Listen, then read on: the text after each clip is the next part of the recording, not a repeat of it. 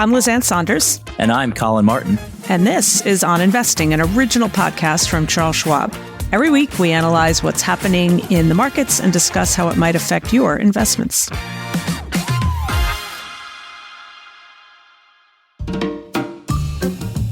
Well, hi, Lizanne. Here we are again. Lots to talk about this week. We're recording in the middle of the week right now, and it's been a pretty interesting last handful of days where we've seen Treasury yields rise pretty sharply. I think I can say that.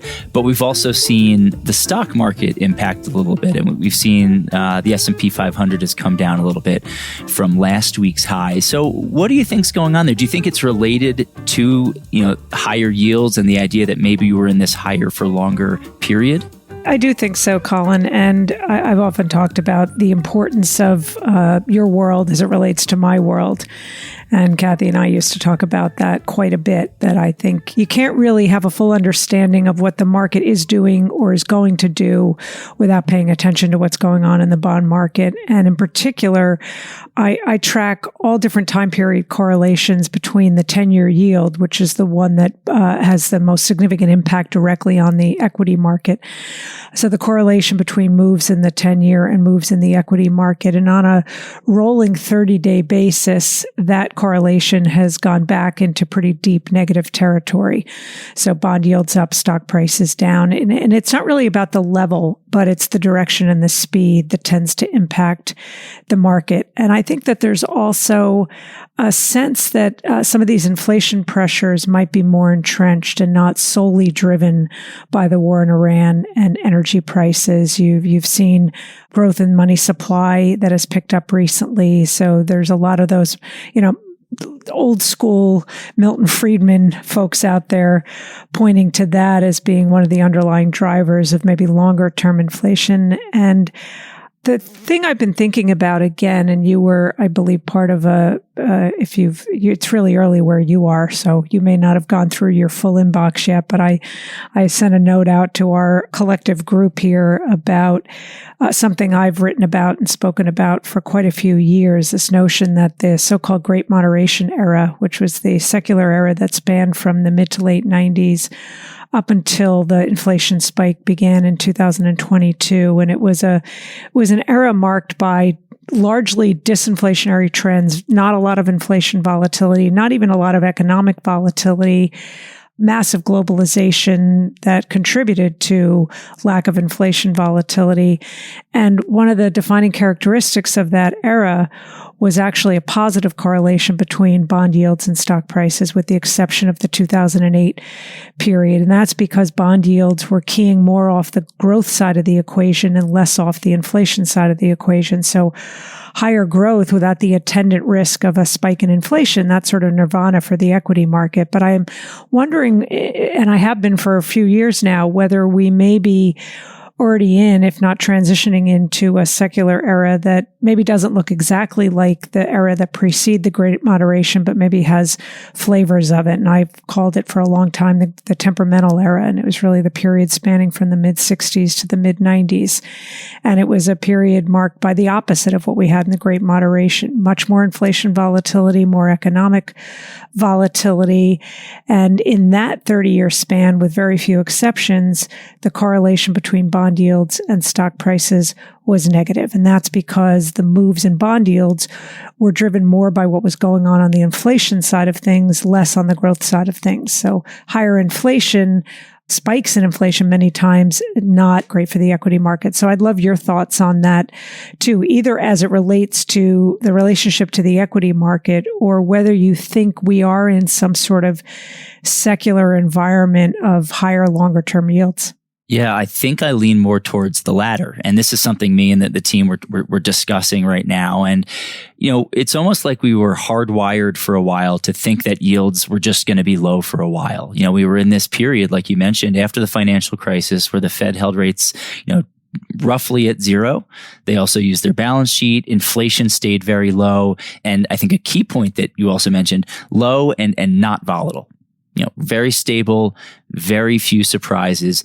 And we kind of got hardwired that, we're in this low interest rate environment right now. And when we look at what's happening lately with the 10-year Treasury yield rising, over 4.6%, the 30-year at close to 5.2%, its highest level since 2007. I think some people think, oh, well, maybe this is an opportunity because yields are probably going to go down. And I don't think that's necessarily the case right now. And I do think a lot of it comes down to the volatility of inflation. And maybe we're in some sort of different regime right now. If we go back before the financial crisis, inflation was generally higher and more volatile. The Fed did not use its balance sheet to kind of suppress long-term yields. And this is something we talked about on last week's podcast, but it seems unlikely the Fed will be doing that again, knowing that Kevin Worsh is coming in. So maybe we are in this higher interest rate, higher long-term yield era. Because when I look at kind of the whole landscape, I see way more factors that should keep yields elevated than should pull them lower anytime soon. To pull them lower, I think we need to see, growth start to meaningfully slow. And we just haven't really seen that yet. But with inflation, moving in the wrong direction, with a very cloudy outlook, with deficit concerns still very much present, with global bond yields rising, I think we could be in this higher for longer era. And on the idea of, hey, is this an opportunity now, like I alluded to before? If you look at the difference between, say, the 3-month Treasury bill yield, which a lot of cash and cash-like investments are based off of, money market funds, short-term CDs, things like that. And you look at what the 10-year yield offers above that, it's close to 1 percentage point or 100 basis points. And that's risen lately. But again, if we go back to previous eras, it's been much higher. So I think that's something to look at too, that in an economy where inflation is high and uncertain, if the economy is still growing, there should be a premium to be, lending to the government or to hold long-term bonds. So very, very interesting situation we're in right now. Yeah, Collin, you mentioned Kevin Worsh, who's about to be sworn in. Another facet maybe of this is that it is very, very common for a new Fed chair to get tested by the markets quite often, pretty consistently in terms of things like a subsequent 3-month drawdown in the equity market, sometimes by the bond market, sometimes by both. So I think there may be something at play there. My guess is he's going to find it very difficult to sing a really dovish tune in light of not just the fact that neither side of the Fed's dual mandate is suggesting easier monetary policy, but in even his favorite version of inflation, which is trimmed mean, which takes out some of the volatile components, not just the food and energy typical, headline versus core. So do you think he's going to have to sort of change his tune or change the mindset of people who have assumed he's just full on dove flying into the seat of Fed chair? Yeah. How about all of the above, maybe? I do think it'll be really interesting to hear from him when he is officially Fed chair, which I think comes this Friday after this episode will be released, because we haven't heard much from him. And we've talked about this a lot. In his congressional testimony, he wasn't uber dovish. He wasn't really pounding the table about the need for lower rates. And knowing that, historically he's been considered an inflation hawk, very worried about, higher inflation over time, the impact of the Fed's quantitative easing and what that might do for inflation. So if we're in this environment where inflation's high and rising, I find it really hard to believe that he's going to come in and try to, pound the table for lower rates, or try to convince the committee members otherwise. Now, you mentioned, various inflation readings that we can look at. So Kevin Worsh has mentioned the idea of trimmed mean inflation indicators. There's no shortage of inflation indicators that are out there. There's headline, there's core, which we talk about a lot. That excludes the volatile food and energy prices that you mentioned. And then there's trimmed mean that kind of throws out the highest and the lowest readings. Is one better than the other? Probably not. They're all part of the same picture. I think if you look at trimmed means, that might not necessarily be indicative of what our experiences are. Everybody's inflation experience is different depending on where you live, your age, what you're spending on. But to, point to something that maybe suggests inflation's lower, I don't know how good of a look that will be. It's almost even trimmed means are up. So it's not like you can point to those and say, see, nothing to see here, no inflation problem. Yeah, there's still I think they're below headline and core, but you're right. They're moving in the rising. wrong direction. Right. So right. How do you? It's a good point. Well, and that I think goes to the idea of the challenge that Worsh will have if he's inclined to try to influence the committee to lower rates. How do you do that right now? Our outlook for a while had been maybe the Fed could cut rates later this year. That seems much more unlikely now. With still no progress in the Middle East, with inflation high and rising, oil and gas prices high, zero rate cuts, an extended pause, seems much more likely for us. Yeah, and Collin, I think you're absolutely right. There's now a rate hike priced in by the end of the year.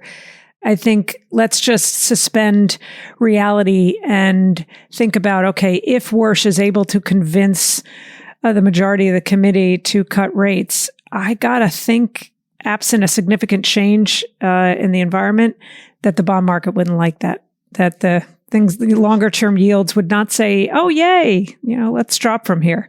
Yeah, totally agree. The economy's doing okay right now. I don't think the economy has an interest rate problem. And if the Fed were to lower rates right now, which, as we know, that only influences the short-term borrowing market, but you'd probably see businesses begin to issue more debt at lower interest rates, and maybe that spurs more business spending. It would just spur more demand, I think, if they start to borrow more at those low interest rates, which coincidentally would probably send longer term yields higher if inflation expectations rise. So there's really no need right now, in the here and now, to be doing anything to Fed policy. I think the best plan of attack is for the committee to see how things evolve, especially as we go through the summer, see if there's good or hopefully not, but hopefully, bad news. We don't want that in the Middle East, to see what is the outlook over the next, 6, 9, 12 months and beyond.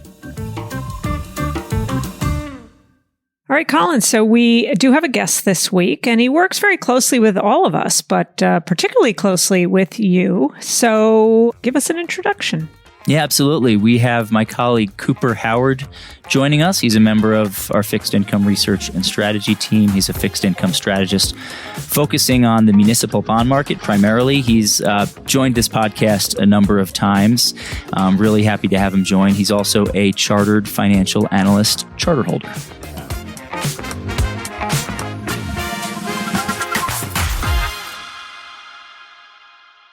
Hi, Cooper. Thank you so much for joining us. Thanks for having me, Collin. I'm excited to be here.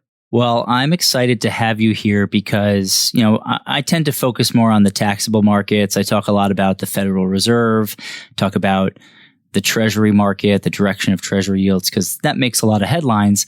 But today we are going to focus on municipal bonds. And I think municipal bonds are super important for a lot of our clients at Schwab, a lot of individual investors.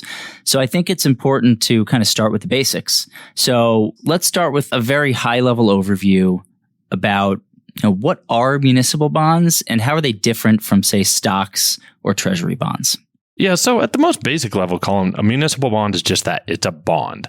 So just like other types of bond, it pays you a set rate of interest, and usually it pays you a principal value back at maturity, assuming that it doesn't default. Now, where it can differ from different types of bonds is the type of issuer. So municipal bonds are issued by cities, states, local governments, and they're often used to fund infrastructure projects. So I myself am oftentimes a podcast listener. I listen to this podcast, other podcasts, and when I listen to podcasts, usually I'm out trying to do some sort of activity. I might be on a run or something like that. And I bring that up because that is what municipal bonds are oftentimes used to pay for. The roads that you're running on, the path that you're running through, the school that you're running past, the hospital that if you sprain your ankle badly while running, you might have to go to. So that's really where a municipal bond comes into play. And one of the benefits of municipal bonds is that they pay interest income that's generally exempt from federal income taxes. So at a very high level, it's just a type of bond that has tax advantages relative to other types of fixed income investments. Let's build on that a little bit because we talk about the appeal of municipal bonds. And when we talk about the appeal, we usually talk about their attractiveness for high earners, high income earners. So how does your income play into your decision to buy munis, or what sort of account to hold munis in, given that tax exempt status you mentioned before? Yeah, so it really boils down to one, what type of account you're investing in, and then also what is the tax rate that you're being charged on that interest income. So generally speaking, the type of investment account that you're investing in really matters. And that's because if you're investing in something like a taxable account, the money that you earn, that interest income, is subject to ordinary income taxes. And that can range from various different things to a very low tax bracket all the way up to, say, a higher tax bracket. And for municipal bonds, because they pay interest income that's generally exempt from federal income taxes, and even if you purchase one from your home state, it may also be exempt from state income taxes. The yields that they offer are often lower than that of a comparable corporate or a treasury bond because of those tax benefits. So I want to use an example of kind of how those tax benefits come into play. And we're just going to assume for simple math purposes, this isn't accurate, but it's for math purposes, assume that a municipal bond yields about 4%. So if you invest $100, you're going to get $4 on it. Or let's assume that you invest $1,000, you're going to get $40 if you invest in a municipal bond. If you invest in another type of bond that's fully taxable, let's assume that you can get 5% on that. So you invest $1,000 in the other type of bond, you're going to get about $50 in that. Now let's take it to a taxable investor. And we're going to use two different types of investors, Collin. First is going to be one that's in a low tax bracket. I'll choose 10%. And then the next one's going to be in a higher tax bracket. Let's choose 40%, for example. So that investor who's in that 10% tax bracket, they have to pay $5 of taxes on the $50 of income that they receive. So their net amount that they receive is actually $45. That's that take-home amount. It makes sense for them to invest in a taxable bond, pay the taxes, and then they get $45 rather than a muni to where they'd get about $40. Let's assume that it's an investor who's in a higher tax bracket, that 40%, for example. Now they pay 40% of the $50 of income that they receive, so they pay $20 of taxes, and they take home $30. In this example, it'd be much better for that investor to consider investing in muni bonds rather than taxable alternatives because after taxes, their take-home amount is higher in the muni bond than it is in the taxable bond. Now, Cooper, when you were talking about that example, you were talking about a 40% tax rate. Now, that's above the top federal tax rate. So I assume we're talking about a federal and state tax combined rate. Is that right? Not exactly, because actually, so the top tax bracket federally is 37%, but there's also another 3.8% ACA tax on investment income. And ACA stands for the Affordable Care Act. So all of a sudden you get to a top federal tax bracket of 40.8%. But if you add in state income tax, and if you're in a high state tax like New York or California, that can actually boost you up to an over 50% all-in tax bracket. So also considering other applicable taxes, not just your federal tax rate, but state and local government taxes is also another very important piece about considering munis. And I mentioned this earlier, but it's a very important piece, is that if you purchase a municipal bond, generally speaking, from another state, usually you have to pay state income taxes on that. So what we've found is that because of the state tax benefits, many of our investors have a preference for buying munis from their home state. And if you are in a very high tax state, say California or New York, we think that that can really make sense. For most investors in other states, we'd actually suggest that they buy munis from outside of their home state, even though they may have to pay some state taxes on that interest income. The diversification benefits really outweigh that additional tax they may have to pay. Now, on the topic of state income taxes and how you're considering or what states to consider, I often hear about the triple tax exemption. So that, I think, is it when you're considering a muni from your home state, it would be exempt from state, local, and federal taxes. Is that right? That's correct. So in some situations, like New York, for example, New York City has a local tax. And if it's a bond that's purchased from the city of New York or one of its localities, then usually it's exempt from state, local, and federal income taxes. There are some other instances that come into play. And I think this is also a very important piece is if you are an investor who is considering purchasing municipal bonds and looking at individual bonds, really do take the opportunity to look at, is it exempt from state, local, federal income taxes? How does that apply to my situation? If necessary, you can pull in a specialist that can help determine that for you, or even your tax advisor can look over your personal situation to help out with that. Yeah, that makes a lot of sense. When you're investing in anything, whether it's taxable, tax exempt, you want to see what's my after tax, my take home, income here. So always run the numbers and work with people that can help you, of course. So one kind of major issue, or when I think about munis, I tend to break them up into two categories. I think it's pretty common that most people think about it this way. We have general obligation bonds and we have revenue bonds. What's the difference between the two? And do you prefer one over the other?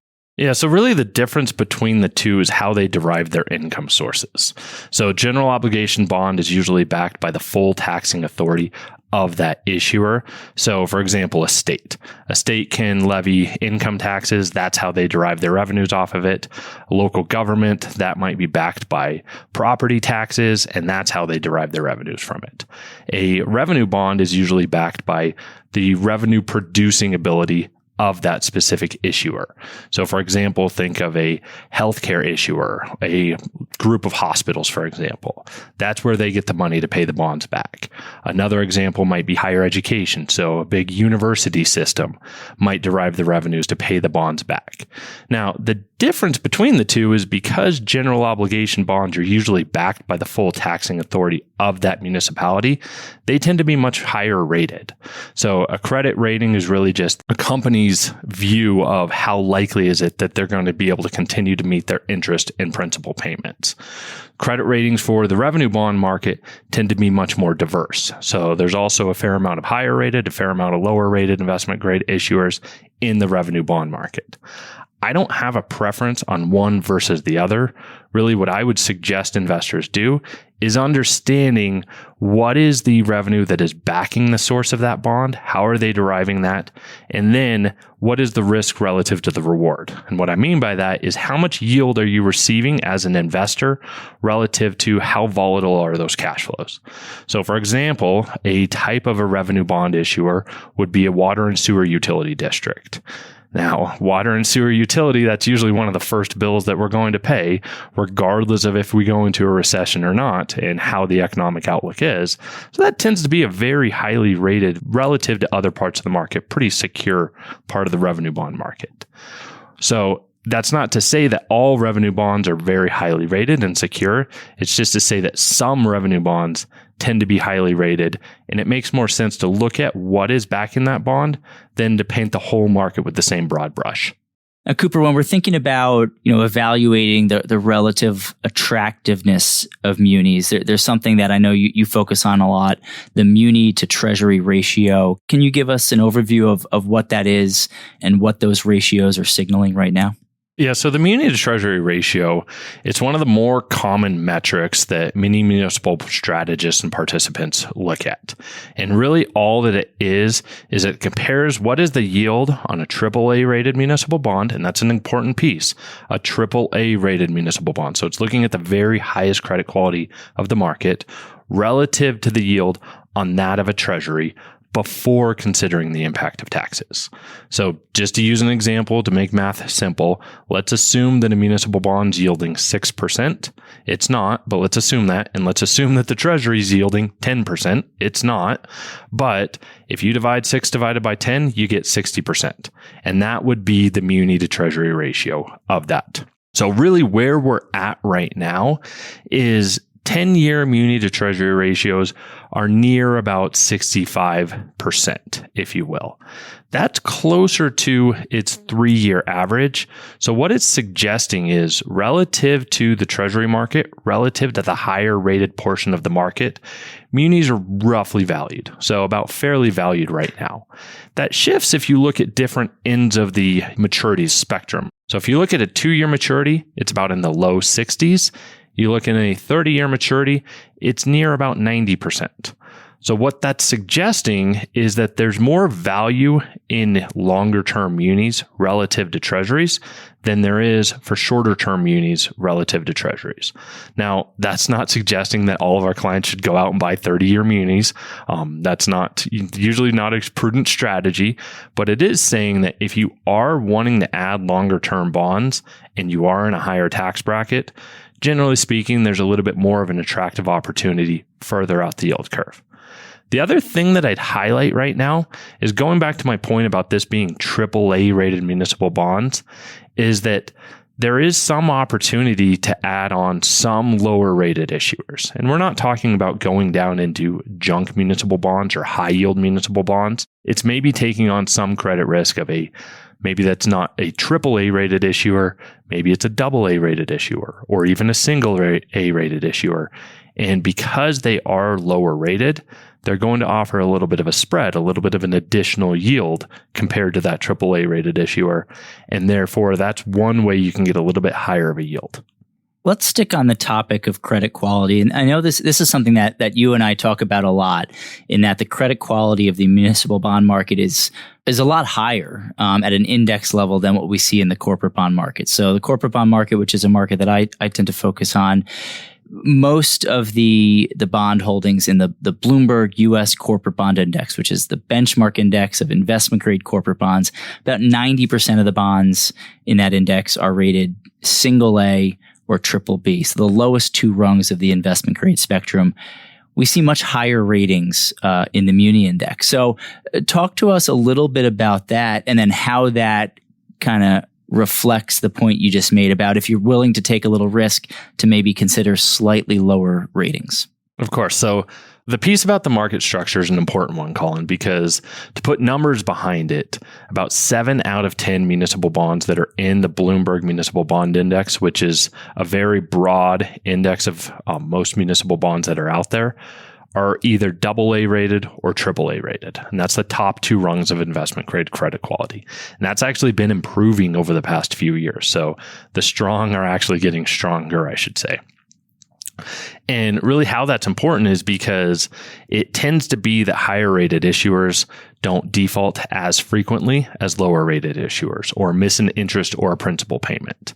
And I think one of the reasons why the muni market tends to be much higher rated than the corporate market is due to the essentiality of the revenue streams that municipalities rely on. So think things like income taxes. Generally speaking, we're going to pay our income taxes.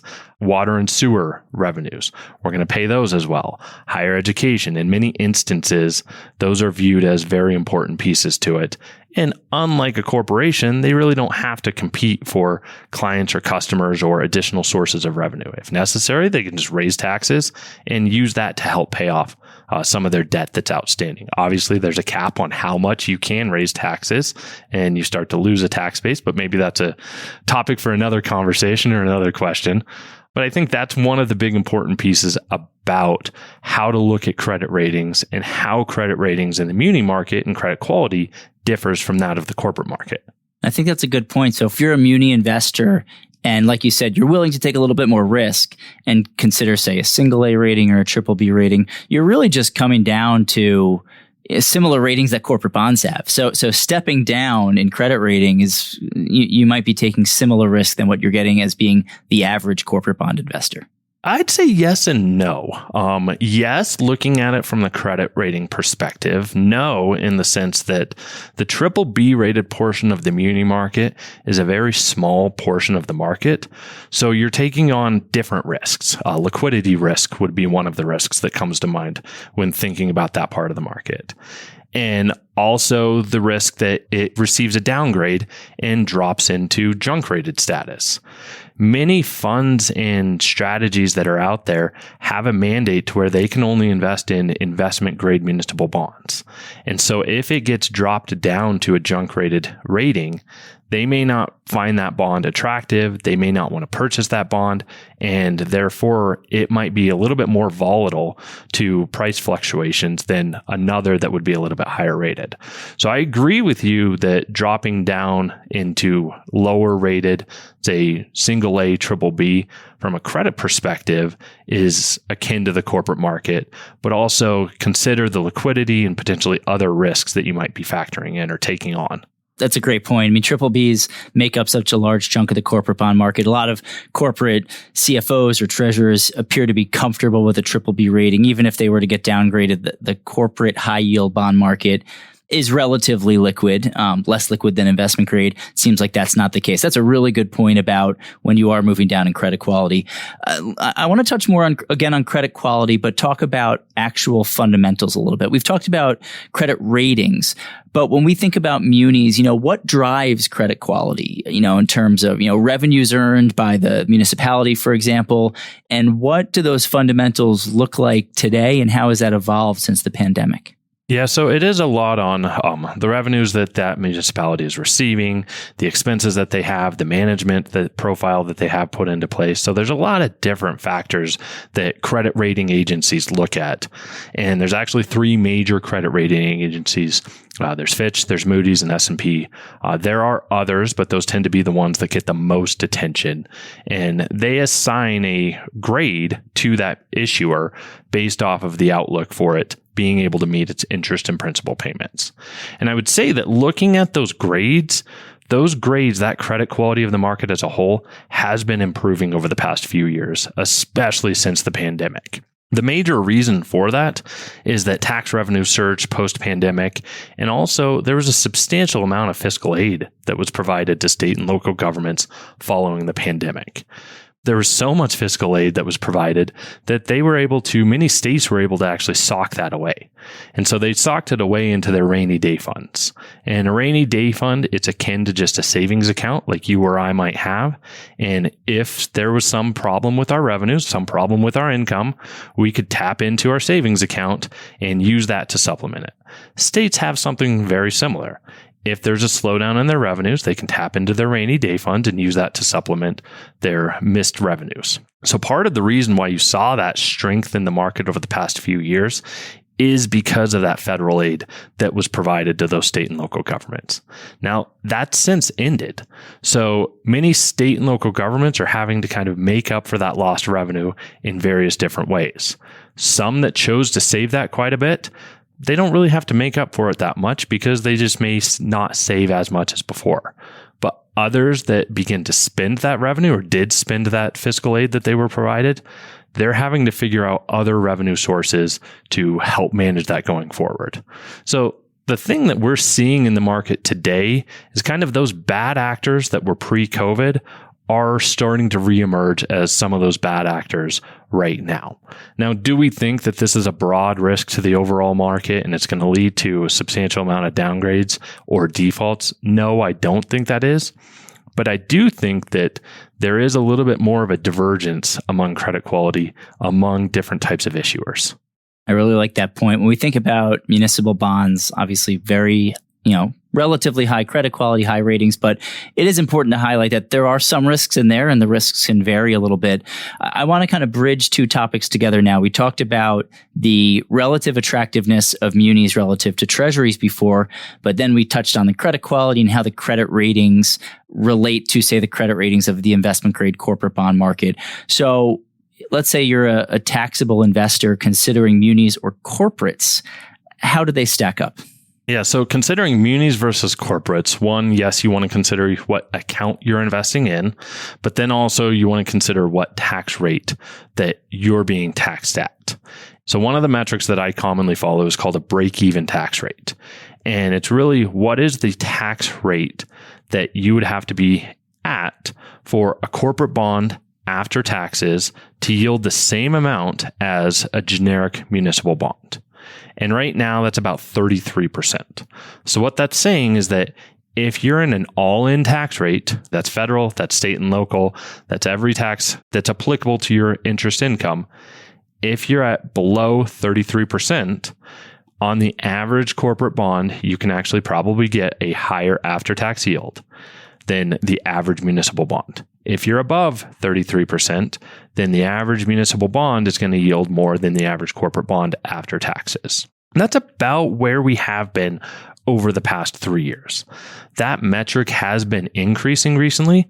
So it suggests two things. It suggests that valuation in the muni market relative to corporates has been weakening. So it hasn't been that strong as it has been in the past. But given that we're very close to the long-term average, that's not to say that munis relative to corporates are unattractive. The other piece that I'd also highlight, and I kind of emphasize this as talking about the average corporate bond, average municipal bond, is that those two markets aren't really average for one another. So they're not exactly comparable to each other, like we discussed about credit quality. So if you are an investor who's a little bit more conservative, a little bit higher of a tax bracket, even if it might not be this 33% tax rate that does fluctuate over time, then maybe still consider municipal bonds relative to corporates. I like the way you laid that out. Every situation's different, right? So we're talking about averages here, but every investor, anyone who's listening to this, is going to have their own tax rates subject to different taxes depending on where they live, state, municipality, and the such. So I think it's important to understand that, think about the income you're earning, and then what's my after-tax yield, and make sure you're kind of maximizing it for your own situation. I think that's super, super helpful. All right, Cooper, I want to wrap it up with one final question. We've talked a lot about, the valuations, credit quality, what are munis, things like that. But let's close it with potential opportunities in the muni market today. So if I'm an investor, where could I potentially find some opportunities in the muni market? Yeah, so this one's actually kind of a boring takeaway. But I think average market as a whole, if you are a higher income earner, can be an attractive opportunity. Just to give numbers behind that to illustrate, as we're recording this, the Bloomberg Municipal Bond Index has a yield of about 3.8%. For an investor who's in that top tax bracket, that's a tax equivalent yield of about 6.4%. Relative to corporate bonds, high yield corporate bonds, for example, that have much more credit risk, we do think that can make sense. For more tactical investors, I do think adding some credit risk, moving down the spectrum into, say, like A-rated issuers can be the sweet spot. I'd be cautious about going all the way down to those BBB rated issuers because, like we mentioned earlier, it's a very small part of the market, so you might be taking on too much liquidity risk. And then in terms of strategies, Collin, you and I talk about this quite a bit, but I do think ladder strategies are a way to access the market or a way to consider investing. And really what a ladder strategy is that you invest a similar amount into incremental time periods. So for example, you'd buy a 1-year bond, a 2-year bond, a 3-year bond with the same amount. And the benefit there is that, generally speaking, it takes the guesswork out of timing interest rates. So if interest rates rise, you know that as bonds come due, you're buying bonds that are at higher yielding environment. If interest rates drop, well, that's not too good, but it's also a situation to where you have some longer term bonds that you've locked in. And so you kind of take that guesswork out and it helps to minimize reinvestment risk.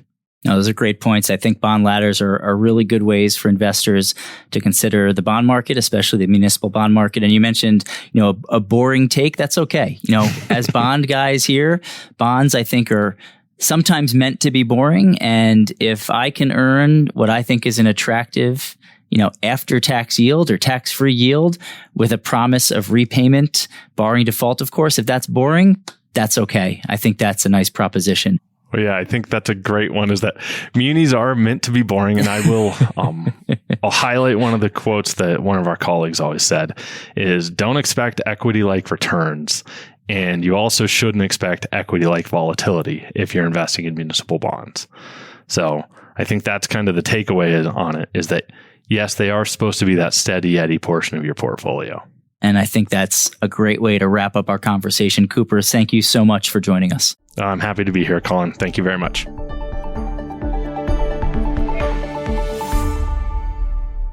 All right, here we are in the episode where it's look ahead time, Collin. So what do you think investors should be watching for next week? Yeah, we get a lot of data next week. We get consumer confidence on Tuesday. We get a lot of the various Fed district bank business surveys, both for services and manufacturing. That's always good to kind of see what the business outlook looks like, to kind of balance that soft data, the survey-based data, with the actual hard data. But what I'm really focused on are the PCE report and the second personal release. Consumption expenditures price index, the Fed's preferred measure. Thank you for spelling that You're very out for welcome. me. Happy to we help. get I can say PCE now since you spelled it out. Right. We get that next Thursday, and it is the Fed's preferred index for now, I guess, right? Maybe that changes over time. We tend to look at core PCE, especially right now. We know that energy prices are a big influence there. So we want to see if it's flowing in to the core readings. And it has to a degree. And so how much we see core PCE increase will be very important for our Fed outlook. So if we go back to the March reading on a year-over-year basis, core PCE rose by 3.2%. That was the largest year-over-year gain since November 2023. So again, moving in the wrong direction. And it's going to be very important with how that trend evolves and what that means for the Federal Reserve later this year and into 2027. And we'll also get the second look at first quarter GDP. The first release showed GDP growing by 2% annualized. Looks like expectations are for slightly higher with the second release. Looks like 2.1% right now. One thing that I always tend to focus on is personal consumption. We know the consumer is a big driver of the economy, and we're looking to see if the consumer is still holding up. So far, it mostly has, and I'll be looking to see. I think it'll be more important probably in the second quarter release, but if higher gas prices are impacting discretionary spending. So for now, this is still just the first quarter, but that's something that we focus on because the consumer is a big driver of the economy. So what about you, Lizanne? Well, one thing to pay attention to is by the time this episode drops, we will have gotten the University of Michigan's consumer sentiment reading. But as you mentioned, we're also getting next week consumer confidence, which comes out of the Conference Board. Those have been running not opposite each other, but a big gap. Consumer confidence has been a bit more resilient than consumer sentiment, which is plumbing record lows. And I just wanted to point out part of the reason for that is based on the nature of the questions that are asked. Consumer sentiment tends to be biased more by what's going on in inflation, and consumer confidence tends to be biased more by what's going on in the labor market. So just wanted to provide a little bit of that explainer for people who wonder why these two seemingly, similarly labeled indicators are not the same. You mentioned the regional Fed indexes that come out. So, there's that survey-based data, and I find sometimes that the verbatim comments that you can pick out from companies in the regions are interesting to listen to. And then a bunch of housing data comes out next week as well, with the move up in yields. That starts to be maybe something more in focus. And then we get the trade balance. And given that at least optically, tariffs have not been on the front page, but they are still impacting things like trade. So I'll be paying attention to that.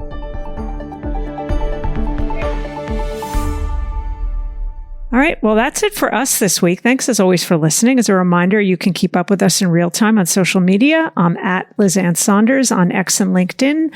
Make sure you're following me and not one of my imposters. And I'm at Collin Martin CS on X and LinkedIn. That's Collin with 2 L's, and the CS is for Charles Schwab.